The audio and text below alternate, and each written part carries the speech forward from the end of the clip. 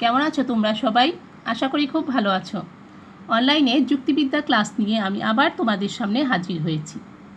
আজকে আমি তোমাদের যুক্তিবিদ্যা প্রথম পত্র সপ্তম অধ্যায় আরোহ অনুমান ও আরোহ অনুমানের ভিত্তি নিয়ে আলোচনা করব। আরোহ অনুমান, ইন্ডাকটিভ ইনফারেন্স। আরোহ অনুমান কাকে বলে? আরোহ অনুমান অনুমানের প্রকারভেদ। আমরা পঞ্চম অধ্যায়ে অনুমান নিয়ে আলোচনা করেছিলাম। সেখানে দেখেছিলাম যে অনুমান দুই প্রকার, অবরোহ অনুমান ও আরোহ অনুমান। এবং ষষ্ঠ অধ্যায়ে আমরা অবরোহ অনুমান নিয়ে বিস্তারিত আলোচনা করেছি। সপ্তম অধ্যায়ে এসে আমরা আরোহ অনুমান নিয়ে বিস্তারিত আলোচনা করব। তো প্রথমেই আসছে আরোহ অনুমান কাকে বলে। আরোহ অনুমান অনুমানে আমরা দেখেছি যে জানা থেকে অজানা বিষয়ে যাওয়ার প্রক্রিয়াই হচ্ছে অনুমান বা ইনফারেন্স। অনুমানে কি করা হয়? অনুমানটা হচ্ছে কি কিছু কিছু জ্ঞাত বিষয় থেকে অজ্ঞাত একটি সিদ্ধান্ত প্রতিষ্ঠা করাই হচ্ছে অনুমান। আর সেই অনুমানের প্রকারভেদ হিসেবে আরোহ অনুমানের সংজ্ঞা আমরা বলতে পারি বিশেষ বিশেষ দৃষ্টান্তের অভিজ্ঞতার উপর ভিত্তি করে একটি সার্বিক সংশ্লেষক সিদ্ধান্ত প্রতিষ্ঠা করাকে আরোহ অনুমান বলে। বিশেষ বিশেষ দৃষ্টান্তের অভিজ্ঞতার উপর ভিত্তি করে একটি সার্বিক সংশ্লেষক সিদ্ধান্ত প্রতিষ্ঠা করাকে আরোহ অনুমান বা কি ইন্ডাকটিভ ইনফারেন্স বলে। একটি উদাহরণের মাধ্যমে আমি তোমাদের এই আরোহ অনুমান বিষয়টি পরিষ্কার করে তুলতে পারি। সেটা দেখো যে সুমন হয় জ্ঞানী, সীমা হয় জ্ঞানী, রুমা হয় জ্ঞানী, কাশেম হয় জ্ঞানী, অতএব সকল মানুষ হয় জ্ঞানী।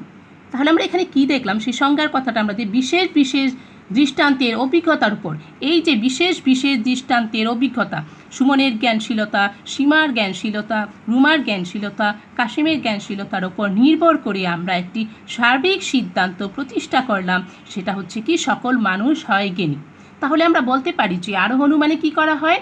বিশেষ বিশেষ থেকে সার্বিকে যাওয়া হয়, কম ব্যাপক থেকে বেশি ব্যাপকে যাওয়া হয়, তারপরে নির্দিষ্ট থেকে অনির্দিষ্টে যাওয়া হয়, কিছু থেকে সমগ্রে যাওয়া হয়। আরোহ অনুমানের বৈশিষ্ট্য। এখন আরোহ অনুমানের বৈশিষ্ট্য, যে কোনো বিষয় নিয়ে আলোচনা করলে আমরা কি করব? ওই বিষয়ের বৈশিষ্ট্যটা পড়লে আমরা ওই বিশিষ্ট্য সম্পর্কে স্পষ্টভাবে ধারণা লাভ করতে পারব। ঠিক তেমনি আরোহ অনুমানের কিছু বৈশিষ্ট্য রয়েছে। সেই আরোহ অনুমানের বৈশিষ্ট্যগুলি আমরা করতে, আরোহ অনুমানের সংজ্ঞা এবং উদাহরণটা আমরা যে বিশ্লেষণ করলাম, এই আরোহ অনুমানের সংজ্ঞা এবং উদাহরণ থেকেই এর কিছু বৈশিষ্ট্য কি হয় উঠে আসে। এখন আমরা সেই বৈশিষ্ট্যগুলি নিয়ে আলোচনা করব।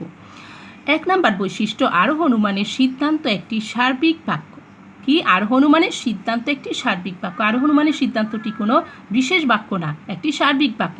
আমরা যেমন উদাহরণে দেখেছিলাম সকল মানুষ হয় জ্ঞানী, এই যে সিদ্ধান্তটা, এটা কিন্তু সকল মানুষ হয় জ্ঞানী, এটা কিন্তু কোনো বিশেষ বাক্য না, এটা হচ্ছে একটি সার্বিক বাক্য। তাহলে আমরা বলতে পারবো যে কি আরোহ অনুমানের যে সিদ্ধান্তটা প্রতিষ্ঠা করা হয় সেটা একটি সার্বিক বাক্য। 2 নাম্বার, আরোহ অনুমানের সিদ্ধান্তের সার্বিক বাক্যটি একটি সংশ্লেষক বাক্য, কোনো বিশ্লেষক বাক্য না। তাহলে আরোহ অনুমানের সিদ্ধান্তটা যে আসে সেটা আসে সংশ্লেষক বাক্য। সংশ্লেষক বাক্য কাকে বলে? যে বাক্যে কি, যে যুক্তি বাক্যে বিধেয় উদ্দেশ্য সম্পর্কে অতিরিক্ত কোনো তথ্য দেয় সেটা হচ্ছে কি সংশ্লেষক বাক্য। আর বিশ্লেষক বাক্য হচ্ছে বিধেয় উদ্দেশ্য সম্পর্কে অতিরিক্ত কোনো তথ্য দেয় না, উদ্দেশ্যের মধ্যে যা বিদ্যমান থাকে সেটা নিয়েই আলোচনা করে, সেটা হচ্ছে বিশ্লেষক বাক্য। আর সংশ্লেষক বাক্য কি করা হয়? অতিরিক্ত কোনো তথ্য দেয়া হয় বিধেয়ের মধ্যে। তাহলে এই আরোহ অনুমানের সিদ্ধান্তটা যে আসে সেটা সেই একটা সার্বিক বাক্য তো হবেই, এবং তার সাথে সেটা কি হবে? একটি সংশ্লেষক বাক্য হবে, অর্থাৎ বিধেয় উদ্দেশ্য সম্পর্কে অতিরিক্ত কোনো তথ্য দিবে। 3, আরোহ অনুমানের সিদ্ধান্ত আশ্রয় বাক্য থেকে ব্যাপক হয়। আরোহ অনুমানের সিদ্ধান্তটা কি হয়? সবসময় আশ্রয় বাক্য থেকে বেশি ব্যাপক হয়। আমরা উদাহরণটা যে বলেছিলাম সেটা দেখলে বুঝবো যে সুমন হয় জ্ঞানী, সীমা হয় জ্ঞানী, রুমা হয় জ্ঞানী, কাশেম হয় জ্ঞানী, অতএব সকল মানুষ হয় জ্ঞানী। কি দেখেছিলাম? যে সুমন হয় জ্ঞানী, সীমা হয় জ্ঞানী, রুমা হয় জ্ঞানী, কাশেম হয় জ্ঞানী। এখানে দেখো সিদ্ধান্তটা হচ্ছে সকল মানুষ হয় জ্ঞানী, এটা কিন্তু একটি কি বেশি ব্যাপক, প্রতিটা আশ্রয় বাক্য থেকেই এটা বেশি ব্যাপক, আর আশ্রয় বাক্যগুলি প্রতিটা বাক্যই হচ্ছে কি বিশেষ। তাহলে আমরা 3 নাম্বার বৈশিষ্ট্যে আমরা কি দেখলাম? যে আরোহ অনুমানের সিদ্ধান্তটা আশ্রয় বাক্য থেকে বেশি ব্যাপক হয়। তাহলে আমরা এখন 4 নাম্বার নিয়ে আলোচনা করব। আরোহ অনুমানের সিদ্ধান্ত গ্রহণ করা হয় বিশেষ বিশেষ দৃষ্টান্তের অভিজ্ঞতার ভিত্তিতে। আমরা সংজ্ঞার মধ্যে স্পষ্ট বলেছি যে বিশেষ বিশেষ দৃষ্টান্তের অভিজ্ঞতার ভিত্তিতে কী করা হয়, সার্বিক সংশ্লেষ ও যুক্তিবাক্য প্রতিষ্ঠা করা হয়। তাহলে বিশেষ বিশেষ দৃষ্টান্তের উপরে কী করা হয়, অভিজ্ঞতা নেওয়া হয়, তারপরে সিদ্ধান্ত নেওয়া হয়। যেমন আমরা উদাহরণে কী করেছি যে সুমনের জ্ঞানশীলতা, সীমার জ্ঞানশীলতা, রুমার জ্ঞানশীলতা, কাশিমের জ্ঞানশীলতা এসব পর্যবেক্ষণের বা অভিজ্ঞতার ভিত্তিতে তারপরে আমরা সিদ্ধান্ত নিয়েছিলাম যে সকল মানুষ হয় কি জ্ঞানী। তাহলে 4 নম্বর বৈশিষ্ট্য আমরা বলতে পারি আরোহ অনুমানের সিদ্ধান্ত গ্রহণ করা হয় বিশেষ বিশেষ দৃষ্টান্তের অভিজ্ঞতার ভিত্তিতে। 5. আরোহ অনুমানের দৃষ্টান্ত সংগ্রহ করা হয় প্রত্যক্ষণের ভিত্তিতে।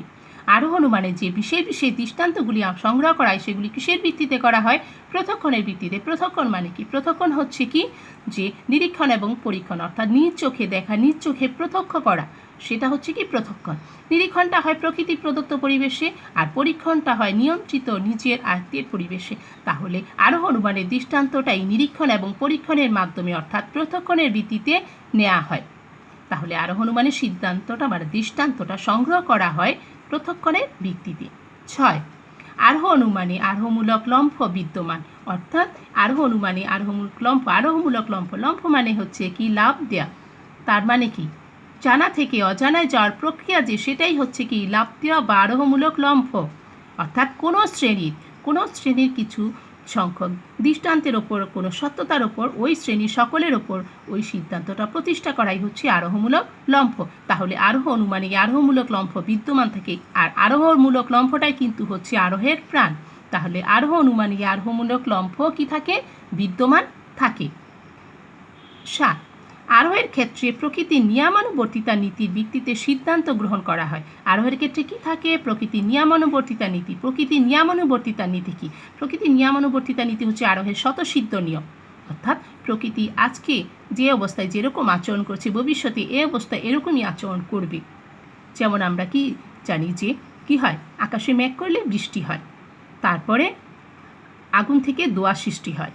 এই যে প্রকৃতির এই নিয়মগুলি, এগুলি হচ্ছে প্রকৃতির নিয়মানুবর্তিতার নীতি। তাহলে আরোহের ক্ষেত্রে প্রকৃতির নিয়মানুবর্তিতার নীতির ভিত্তিতে কি করা হয়, সিদ্ধান্তটা গ্রহণ করা হয়। আরোহের প্রকৃতির নিয়মানুবর্তিতার নীতি থাকে। 8. আরোহের সিদ্ধান্ত কার্যকারণ নিয়ম নির্ভর। আরোহের সিদ্ধান্তটা কি করা হয়, কার্যকারণ নিয়মের উপর নির্ভর করে নেওয়া হয়। আরোহের সিদ্ধান্ত কার্যকারণ নিয়ম কি, কার্যকারণ নিয়ম হচ্ছে যে প্রকৃতির প্রতিটি ঘটনার মধ্যে কি থাকবে, প্রতিটি ঘটনাতেই কারণ থাকবে, কারণ ছাড়াই প্রকৃতিতে কিছু ঘটবে না, কারণবিহীন কিছু হবে না। তাহলে আরোহের সিদ্ধান্তে আমরা বলতে পারি যে আরোহের যে সিদ্ধান্তটা আসে সেটা কি করে আসে, কার্যকর নিয়মের ওপর নির্ভর করে আসে। বিভিন্ন ঘটনার মধ্যে কার্যকারণ নিয়ম কি আছে কিনা সেটা প্রমাণ করে, সেটার উপর নির্ভর করেই আরোহ অনুমানে কি করা হয়, সিদ্ধান্তটা নেওয়া হয়। এই হচ্ছে আরোহের আমরা বৈশিষ্ট্য পড়লাম 8টি। তাহলে আরোহ অনুমানের সংজ্ঞা পড়লাম আমরা, আর উদাহরণ থেকে আমরা এর 8টি বৈশিষ্ট্য নিয়ে আলোচনা করলাম। তাহলে আরোহ অনুমানটা কি, আমি আবার বলি যে কি বিশেষ বিশেষ দৃষ্টান্ত থেকে কি করা হয়, একটি সার্বিক সংশ্লেষ ও যুক্তিবাক্য প্রতিষ্ঠা করাটাই হচ্ছে কি আরোহ অনুমান। আরোহ অনুমানের সিদ্ধান্তটা সবসময় আশ্রয় বাক্য থেকে বেশি ব্যাপক হয়। তাহলে এই যে বৈশিষ্ট্য থেকে আমরা আরোহ অনুমান সম্পর্কে আরও স্পষ্ট ধারণা কি করতে পারবো, লাভ করতে পারবো। তাহলে আরোহ অনুমানটা আমরা কি জানতে পারলাম। এখন আমরা আরোহ অনুমানের স্তর নিয়ে আলোচনা করব। আরোহের স্তর আমরা আরোহের সংজ্ঞায় দেখেছি বিশেষ বিশেষ দৃষ্টান্তের অভিজ্ঞতার ভিত্তিতে সার্বিক সংশ্লেষ ও যুক্তিবাক্য প্রতিষ্ঠা করা। এখন এই যে বিশেষ বিশেষ দৃষ্টান্ত নেওয়া হয়, এটা কি করা হয়, ঘটনার মধ্যে কার্যকারণ সম্পর্ক আবিষ্কার করা হয়। এখন এই কার্যকারণ সম্পর্ক আবিষ্কার করাটা কি অত সহজ কাজ নয়, কারণ প্রকৃতিতে ঘটনাগুলি অনেক জটিল অবস্থায় থাকে। এই কার্যকারণ সম্পর্ক আবিষ্কার করে বা কি কার্যকর নিয়মের উপর নির্ভর করে তারপরেই কি করা হয়, আরোহের সিদ্ধান্তটা প্রতিষ্ঠা করা হয়। তাহলে এই যে শুরু থেকে আরোহের সিদ্ধান্ত প্রতিষ্ঠা করা শুরু থেকে শেষ পর্যন্ত যে পর্যায়গুলি আমাদের অতিক্রম করতে হয়, কিছু পর্যায় অতিক্রম করতে হয়, আর এই পর্যায়গুলি হচ্ছে আরোহের স্তর। আরোহের স্তর, যুক্তিবিদের আরোহের 9টি স্তরের কথা বলেছে। আজকে আমি তোমাদের সামনে স্তরগুলি তুলে ধরব। সেই 9টি স্তর হচ্ছে কি দেখো, 1 সংজ্ঞায়ন ডেফিনিশন, 2 নিরীক্ষণ অবজারভেশন, 3 বিশ্লেষণ অ্যানালাইসিস, 4 অপনয়ন এলিমিনেশন, 5 প্রকল্প প্রণয়ন ফার্মিং হাইপোথিসিস, শ্রেণীকরণ ক্লাসিফিকেশন, সার্বিকীকরণ জেনারেলাইজেশন, যাচাইকরণ ভেরিফিকেশন, সিদ্ধান্ত গ্রহণ টকিং কনক্লুশন। তাহলে কি 9টি স্তর, এই স্তরটা আমরা নেক্সট ক্লাসে বিস্তারিত আলোচনা করব। আজকে আমি তোমাদের সামনে এই স্তরটা তুলে ধরলাম।